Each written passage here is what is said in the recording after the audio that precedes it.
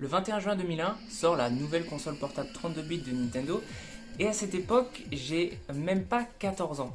Et comment vous dire que j'attendais la fin de l'année scolaire pour accéder au Graal tant convoité, la Game Boy Advance, de son petit nom, la GBA. Acquis à la cause de Nintendo, j'avais la Game Boy originale, ensuite j'ai eu la Pocket, donc la rouge s'il vous plaît, et ma sœur, elle avait la Game Boy Color. Il était devenu impensable pour moi de passer à côté de la Game Boy Advance et l'attente fut très très longue. À même pas 14 ans, on peut dire que je savais déjà vraiment ce que je voulais. Les magazines de l'époque, si vous vous souvenez dans les librairies, n'aidant pas, il me fallait absolument cette console, c'était obligatoire.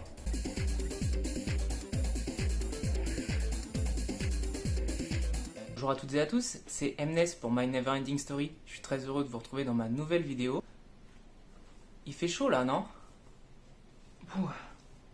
Aujourd'hui on se retrouve parce que j'avais envie de vous parler de l'élu de mon cœur, peut-être mon premier amour de jeunesse on va dire, et celle de pas mal d'ados, j'imagine à l'époque en 2001, la Game Boy Advance bien sûr.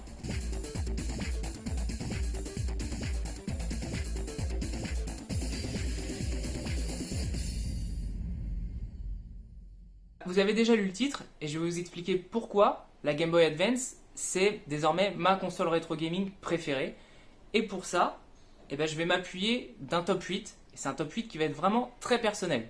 Donc ça va être des jeux que j'ai joués à l'époque, que j'ai possédés et que je possède toujours. Vous allez voir, il y a du très très lourd.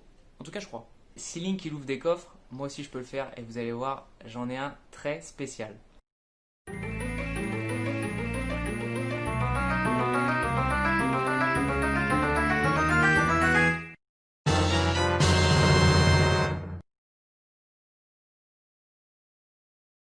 On va commencer ce classement avec peut-être mon tout premier titre GBA, vraiment, je crois le tout premier, je pense pas dire de bêtises, et il s'appelle, attention, ça va être assez difficile à dire, hein, Kuru Kuru Kururin. J'ai dit du premier coup, yes. Derrière ce titre un peu barbare, un peu difficile à prononcer, en fait, il se cache un jeu avec un concept vraiment totalement novateur. T'es un petit oiseau dans une petite boule et autour de toi, il y a des barres qui tournent en mouvement circulaire et tu dois le faire traverser une cinquantaine de niveaux sans toucher les bords. C'est un peu comme un Dr Maboul, mais sur Game Boy. Docteur Maboul, On s'amuse comme des malades.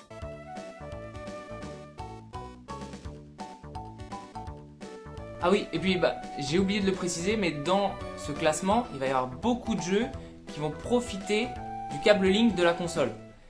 Et pour Kuru Kuru Kururin, deuxième fois, le jeu en profitait. Donc si t'étais le roi de la cour de récré et que t'avais ton câble Link, t'avais une cartouche, tu pouvais éblouir tes potes et vous pouviez jouer jusqu'à 4. Ça c'était complètement dingue, faut le dire. Numéro 2.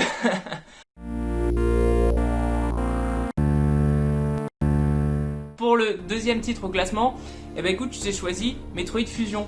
Et Metroid Fusion, c'était un ami qui me l'avait prêté. Si je me trompe pas, là je devais peut-être être en fin d'année de troisième ou en première année de seconde. Ouais, parce que j'ai fait 2 fois ma seconde. et c'était en 2002, donc ça remonte. Mais dans tous les cas, c'était vraiment mon premier contact avec la licence Metroid. Je n'avais jamais joué à un autre Metroid avant et j'ai été complètement bluffé par toute l'exploration qui était possible, les musiques, les capacités et le style, comme on dit communément, Metroidvania.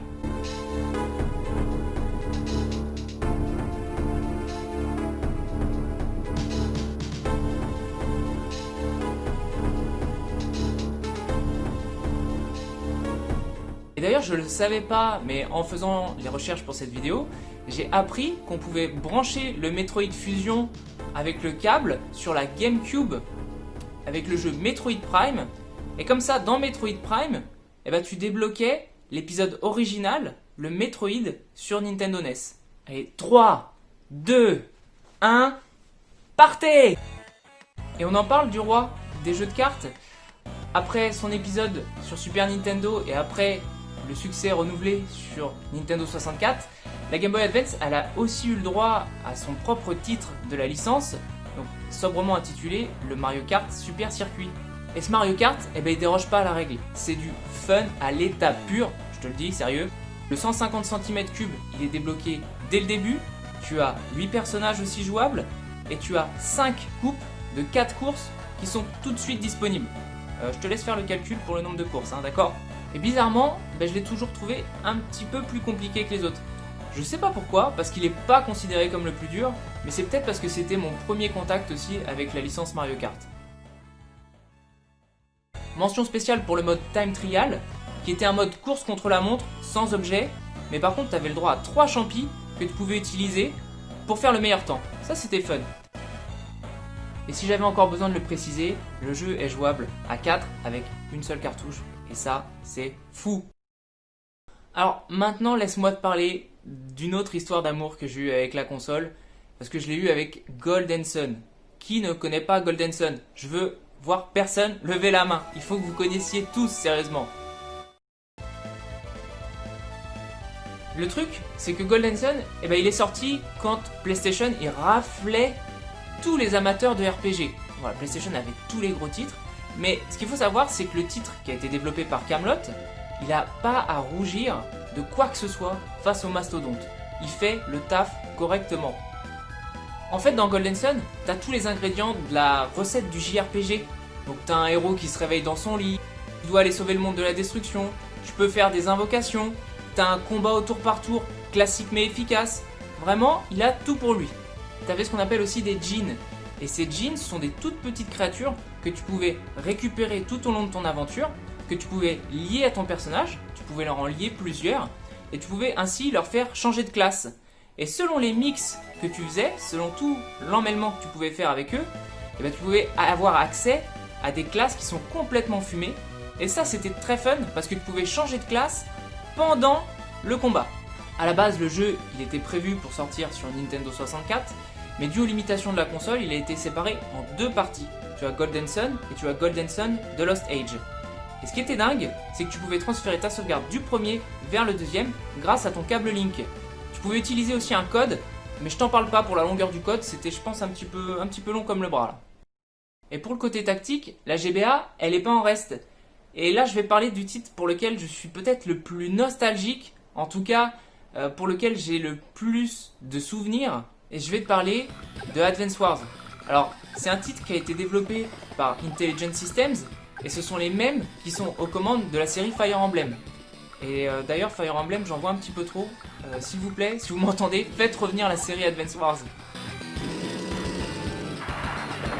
Bien qu'ils aient la même parenté, ils en restent pas moins des jeux tout à fait différents sur le concept. Pas de permadef, là tu es un général qui est aux commandes d'unités que tu vas pouvoir créer, tu vas capturer des bases ennemies, tu vas générer de l'argent pour enrôler de nouvelles unités. Le jeu il est très coloré, on est avec des personnages qui sont super attachants, qui ont chacun leur propre capacité au combat, donc tu peux vraiment choisir quel type de jeu tu as envie de jouer. Tu as aussi une durée de vie qui est ahurissante, une campagne de folie, et si on pousse le vice encore plus loin, GBA oblige, tu joues à 4 avec une seule cartouche. Tu peux même créer tes maps.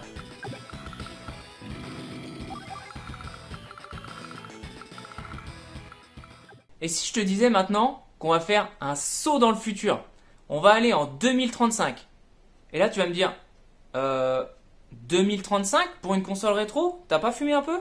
On va directement vers le Castlevania Aria of Sorrow. C'est le dernier représentant de la trilogie des Castlevania sur GBA, mais c'est aussi le plus abouti.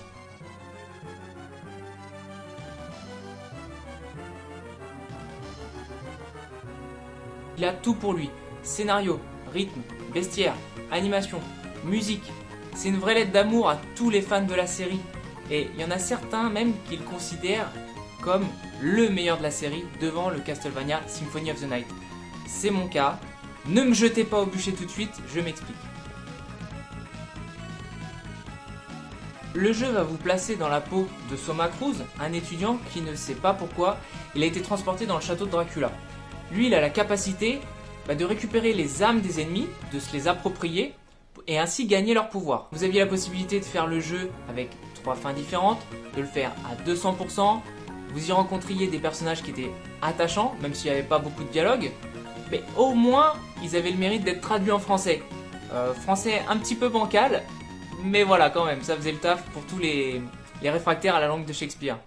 Et petite séquence secret, Soma Cruz, il a un design très androgyne et à l'époque, j'étais amoureux de ce personnage. Va savoir pourquoi. Je vais maintenant faire apparaître dans ce classement un portage. Mais je vous vois déjà venir avec vos gros sabots à me dire « Non, pas un portage, on n'aime pas ça !» T'inquiète, tu vas voir celui-là, je suis sûr que tu vas l'aimer. Et ce portage, eh ben, c'est nul autre que The Legend of Zelda A Link to the Past. Oui, le portage de la version Super Nintendo. Et tu fais moins le malin là, hein, maintenant que je t'ai dit ça. Hein. Et si vous avez bien remarqué, quand vous lancez votre écran Game Boy, il y a Capcom qui est noté juste en dessous de Nintendo. Capcom qui était déjà aux commandes sur le titre de Oracle of Seasons et Oracle of Ages. Il a même été par la suite aux commandes de The Legend of Zelda Minish Cap, qui est vraiment un titre plutôt sympa à bien des égards. Et si je dis pas de bêtises, A Link to the Past sur Game Boy Advance, il est pixel perfect, il est vraiment au top de ce que faisait la Super NES, mis à part quelques bruitages, j'ai pu lire de ça, de là. Mais il ajoute surtout le mode Force World. Et si vous adoriez jouer Link seul, eh ben imaginez maintenant que vous pouvez faire l'aventure à 4. Et ça changeait complètement la donne. Par contre, cette fois-ci, il fallait bien 3 câbles Link et 4 cartouches. Selon si tu jouais à 2, 3, 4 joueurs, eh ben, l'aventure s'adaptait. Les énigmes changeaient et tu pouvais quand même avancer, même si tu n'avais pas beaucoup d'amis. Ou si tu n'en avais pas du tout, de toute façon, A Link to the Past, c'est un must-have sur la Game Boy Advance. Maintenant, on va finir avec un jeu mythique, un monument du jeu vidéo à mon sens. J'ai nommé Final Fantasy Tactics Advance. Je ne pouvais pas faire ce top sans le mentionner. Et qui se souvient du monde d'Ivalice, qui est clairement mon monde préféré?